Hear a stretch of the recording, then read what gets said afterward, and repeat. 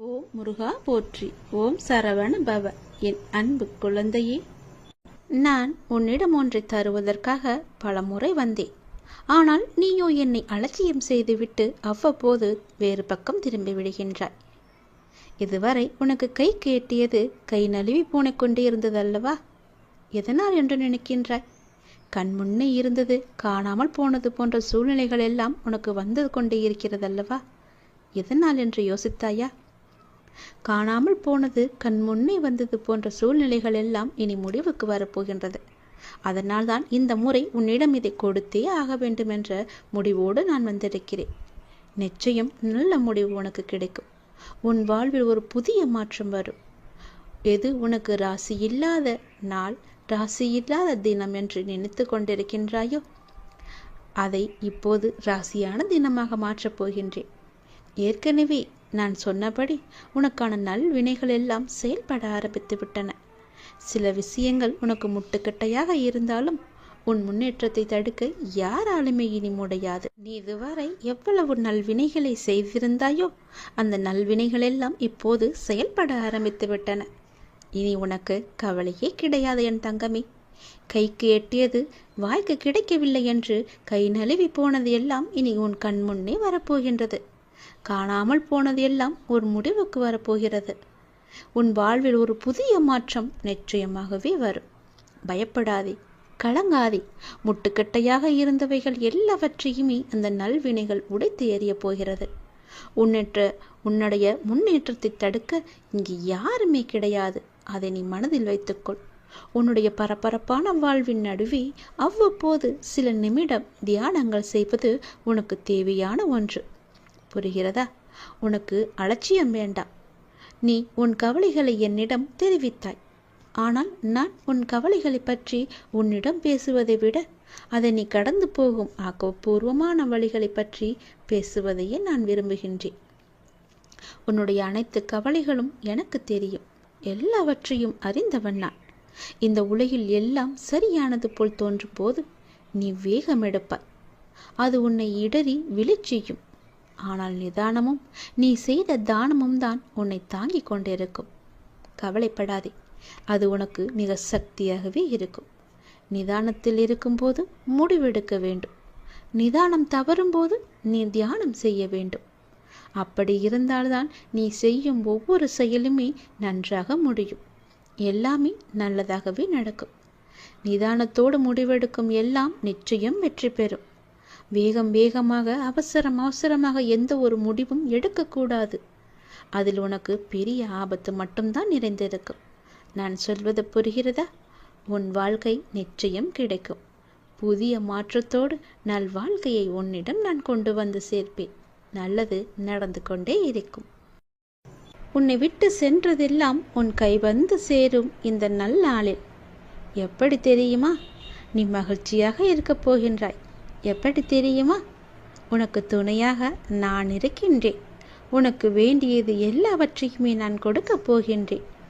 உன் கை நழுவி போனது எல்லாம் இன்று உன்னை வந்து சேரப்போகின்றது. காலை எழுந்ததுமே என்ன வாக்கு எனக்காக கடவுள் சொல்ல வந்திருக்கிறார் என்று பார்க்க வேண்டும். ஏனென்றால் உன்னுடைய மனம் எதையோ பறிகொடுத்தது போல இருக்கின்றதல்லவா? உன் மனதில் சில கவலைகளுடன் நேற்று உறங்கி போனாய். அதை கண்டு நல்ல செய்தியை சொல்வதற்காக நான் இப்போது ஓடி வந்திருக்கின்றேன். ஒவ்வொரு காலகட்டத்திற்கும் என்ன நடக்க வேண்டுமோ அதுதான் நடந்திருக்கின்றது. ஆனால் இது நிரந்தரமல்ல. இதுவும் மாறும். உன் மனதில் உள்ள அந்த சுமைகளை இறக்கி வைத்துவிட்டு அடுத்த நொடி உன்னுடையதாக இருப்பதற்கு அதை எப்படி நீ சிறப்பாக ஆக்கப் போகின்றாய் என்பதில் கவனத்தை செலுத்து. நான் உன்னோடு இருக்கின்றேன். அடுத்த நொடியை மகிழ்வுடையதாக மாற்றி காமிக்கப் போகின்றேன். உன் வாழ்க்கை என்னுடைய கையில் இருக்கிறது. உன்னை விட்டு போனதை பற்றி நீ கவலைப்பட்டு கொண்டிருந்தாய் அல்லவா? இனி அதற்கு கவலையே பட வேண்டிய அவசியமே இல்லை. உன்னை விட்டு சென்றதெல்லாம் உன் கை வந்து சேரும் நன்னாளாக இந்த நாள் மாறப்போகிறது. நீ மகிழ்ச்சியாக இருந்தாலும் அவ்வப்போது உன் மனதில் ஏதோ ஒரு பயம் ஓடிக்கொண்டே இருக்கின்றது. ஆனால் அது தேவையற்ற பயம். உன் வாழ்க்கையில் நல்ல மாற்றங்கள் ஒவ்வொன்றாக இனி நடக்க ஆரம்பமாகிவிட்டது. பயம் உனக்கு எதிர்மறை எண்ணங்களை மட்டும்தான் தரும். அந்த பயத்தை நீ தூக்கி எறிந்து விட்டால், உன் மனதில் நல்லதை மட்டுமே நினைத்து கொண்டிருந்தால், நேர்மறை வந்து குடி வந்துவிடும். உன்னுடைய மனதில் நேர்மறை வந்து விட்டால் அந்த இடத்தில் எதிர்மறைக்கு என்ன வேலை?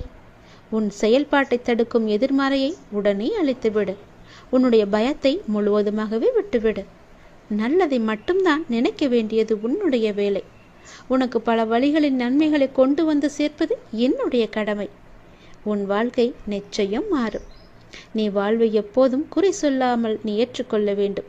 வினையை எப்போது நீ புரிந்து கொண்டாயோ அப்போதே உன்னுடைய வாழ்வில் பல மாறுதல்கள் நடக்க ஆரம்பித்து விட்டன. நீ விரும்பியபடி நடந்தால்தான் மகிழ்ச்சி இருக்கும் என்று நினைத்தாய். ஆனால் இப்போது உனக்கு அமைந்த வாழ்விலேயே நீ அனைத்து மகிழ்ச்சிகளையும் காணப்போகின்றாய். இடமாற்றம், வேலை மாற்றம் என நீ எதிர்பார்த்த பல மாற்றங்கள் நிகழப்போகிறது. நீண்ட நாட்களாக நீ கேட்ட ஒரு வேண்டுதலும் இந்த மாதத்தில் நிச்சயம் நிறைவேறும். நீ மகிழ்ச்சியாகவே இரு. உன் கைகூடி வரப்போகிறது உன்னுடைய ஆசைப்பட்ட வாழ்க்கை. அதை ஏற்றுக்கொண்டால் நல்லது உன் வாழ்வில் நடந்து கொண்டே இருக்கும். விதி என்று நீ எதையும் லேசாக விட்டுவிடக்கூடாது. இறைவனிடம் தொடர்ந்து நீ வேண்டிக் கொண்டே இரு. விதிக்கும் விதி விலக்கு என்று ஒன்று இருக்கிறது. அது இறைவனிடம் மட்டுமே இருக்கின்றது. இறைவனின் திருவடி பட்டதுமே உன்னுடைய தலையெழுத்து நிச்சயம் மாறும். இறைவனின் திருவடியை நீ விட்டு விடாதே. விதியையும் முறியடிக்கும் வல்லமை இறைவனின் திருவடிக்கு உண்டு. அதனால் அப்பா உனக்கு சொல்வது, செய்வது, நடப்பது, நடத்துவது என எல்லாமே உன்னுடைய நன்மைக்காக மட்டும்தான் என்பதை நீ மறந்து விடாதே. உன்னுடைய சில முயற்சிகள் கைகூடாமல் போனதற்கு கூட காரணம் நீ விதிதான் என்று எண்ணிக்கொண்டிருக்கின்றாய். அது தவறு. நீ உன் முயற்சியிலிருந்து பின்வாங்கிவிட்டாய். சிறிது தயக்கம் காட்டிவிட்டாய். அதனால்தான். முயற்சியிலிருந்து பின்வாங்காதே. எல்லா அனுபவ பாடங்களையும் கற்று நீ ஒரு பெரிய குறிக்கோளை மிக எளிதில் நிச்சயம் அடைவாய்.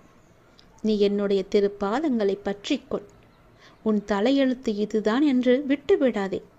உன் தலையெழுத்து மாற்றும் பொறுப்பு என்னுடைய பாதத்திற்கு உண்டு என்பது உனக்கு தெரியாதா? அனுபவங்கள் தரும் பாடங்களை நீ மறக்கக்கூடாது. வரும் நாட்கள் உனக்கு மிகவும் மகிழ்ச்சிகரமான நாட்களாக இருக்கும். எப்போதும் நீ கோபம் கொள்ளாதே. உன்னுடைய கோபமே உனக்கு பெரிய இடைஞ்சலாக இருக்கிறது, தடையாக இருக்கிறது. அந்த நீ கோபத்தை எடுத்துவிட்டால் போதும். நீ கேட்ட அனைத்துமே உனக்கு நிச்சயம் கிடைக்கும். என் பேச்சை நீ கேட்கும் வரை உனக்கு எல்லாம் நல்லதே நடக்கும். நீ நல்ல பிள்ளையாகத்தான் இருக்கப் போகின்றாய். நல்ல பிள்ளையாகத்தான் இருந்து கொண்டும் இருக்கின்றாய். நல்ல பிள்ளையாகவே இப்போது நீ முயற்சி செய்து பார். எப்போது நீ முயல்கின்றாயோ அப்படியே அப்போதே அந்த நொடியே இரு நன்மைகள் உன்னை தொடர்ந்து கொண்டே வரும். நல்லதொரு மாற்றம் நிரந்தரமாகவே உன் வாழ்வில் வரும். பல நல்ல நல்ல செய்திகள் எல்லாம் உன்னை உன் செவி வந்து சேரும். அந்த நல்லதொரு மாற்றத்தை நீ எதிர்பார்த்ததை விட பல மடங்கு உன் கையில் வந்து கிடைக்கும்.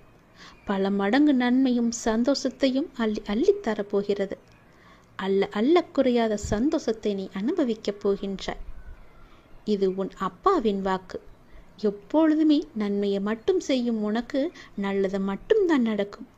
இருந்தாலும் ஏதோ ஒரு சில பயத்தால் விதியின் மீது நீ பழி போட்டு கொண்டிருக்கின்றாய்.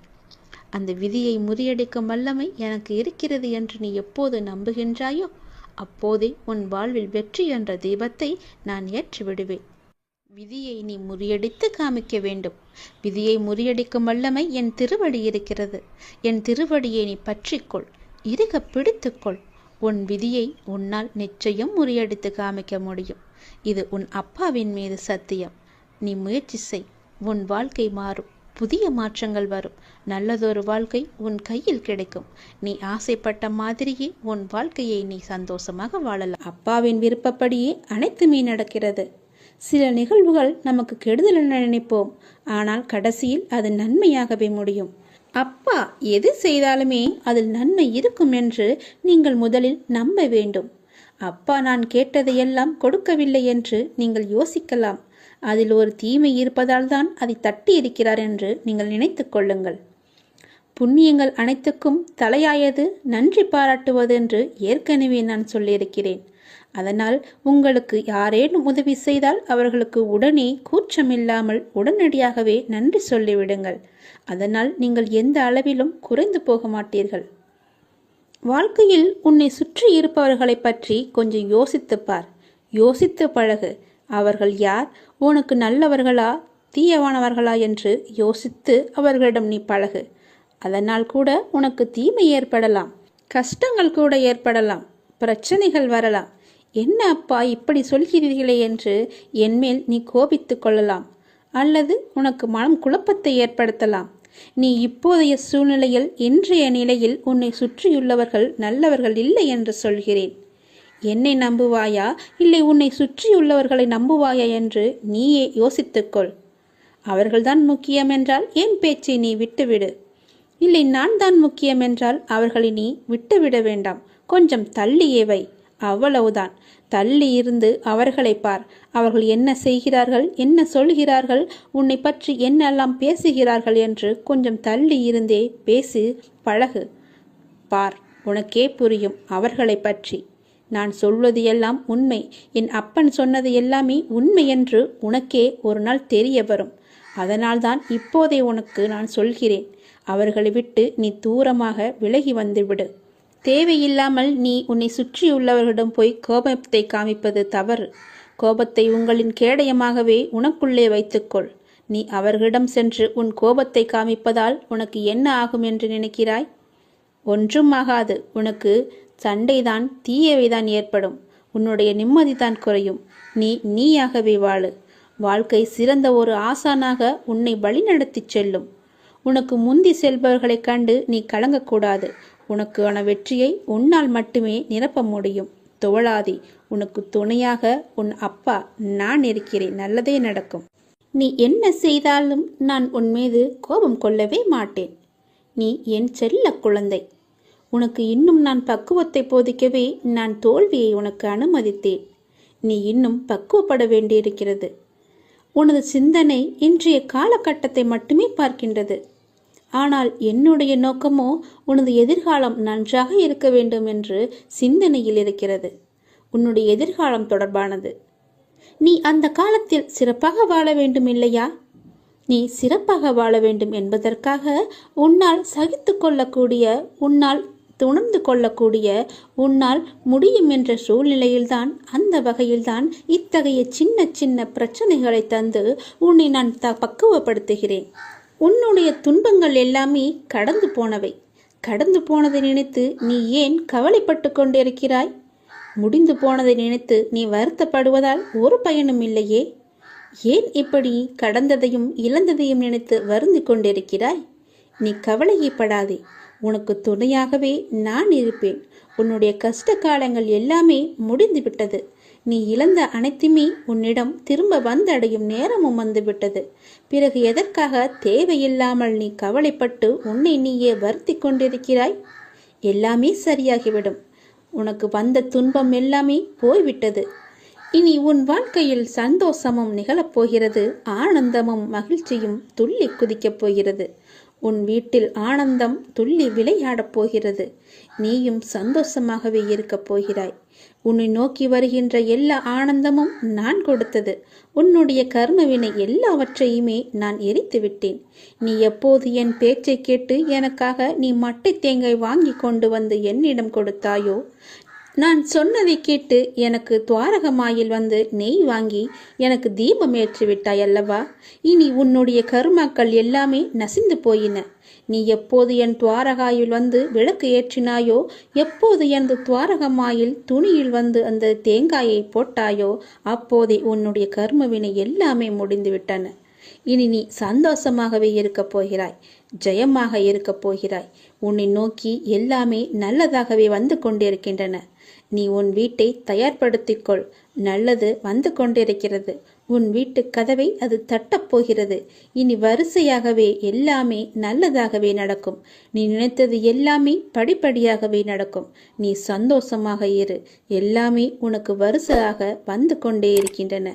என் பேச்சை கேட்டு நீ நடந்ததால் நான் உனக்கு அன்பு பரிசாக உனக்கு மகிழ்ச்சியையும் நிம்மதியும் தான் தருகிறேன்.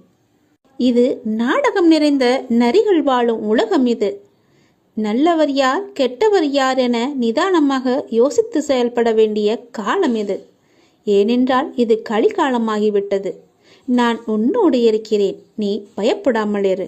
நீ பலம் கொண்டு திடமான மனதோடு இரு. உன்னை ஒரு பொதுமி அப்பா கைவிட மாட்டேன். புண்ணியங்கள் அனைத்திற்குமே தலையாயது எது தெரியுமா? நன்றி பாராட்டுவதுதான். பாவங்கள் அனைத்திற்குமே தலையாயது நன்றியை மறப்பதுதான். செய்த நன்றியை மறப்பதுதான் பெரிய பாவம். தக்க சமயத்தில் செய்த உதவிக்கு நன்றியை கொன்றவனுக்கு ஒரு பிரயோஜனமும் இல்லை, ஒரு சித்தமும் இல்லை. நம்மை பெற்று வளர்த்த அன்னையும் பிதாவும் முன்னறி தெய்வம், கண்கண்ட தெய்வம். அவர்களுக்கு செய்யும் பணிவிடைகளே நீ செலுத்த வேண்டிய முதன்மையான நன்றி கடன். ஏனெனில் அதன் நன்மை என்பது கடலை விட பெரியது. தள்ளாத காலத்திலாவது நீ அவர்களின் மனம் மகிழும்படி நடந்து கொள். நீ என்னதான் தான தர்மம் செய்து வந்தாலும் அவர்களை நல்லபடியாக வைத்து கொள்ளாவிட்டால் நீ எதிலுமே வெற்றி பெற முடியாது. உன் உண்மை அன்பிற்கு கட்டுண்டவர்களை தவிர வேறு எவரின் அசட்டு பேச்சுகளுக்கும் நீ உன் மனதில் இடம் கொடுத்து விடாதே. எந்த சூழ்நிலையிலும் உனக்கு தக்க சமயத்தில் உதவி புரிந்தவர்களை உதாசீனப்படுத்தாதே. உதவி செய்தவர்களுக்கு நன்றி பாராட்டுவதுதான் மிகப்பெரிய புண்ணியம். உனக்கு பின்னால் இருப்பது யார் என்று தெரிந்து கொள். உனக்கு பின்னால் இருப்பது நான் தான். உன்னை நான் கைவிடவே மாட்டேன். எல்லாமே சரியாகிவிடும். எதற்குமே நீ அஞ்சாதே. உன்னோடும் உன் குடும்பத்தோடும் நான் உன் அப்பா இருக்கிறேன். எதற்குமே கலங்காதே. உன்னை நான் அல்லவா எப்போதுமே பார்த்து கொண்டிருக்கிறேன். அதனால் என்றுமே உனக்கு நன்மையை மட்டும்தான் தெரிவேன். நன்மை மட்டும்தான் உன் கண்ணுக்கு புலப்படியும் நான் செய்வேன். உன்னுடைய பாரங்களை எல்லாமே எனது பாதத்தில் நீ சமர்ப்பித்து விட்டாய். நீ எதற்காகவும் இனிமேல் கலங்கக்கூடாது.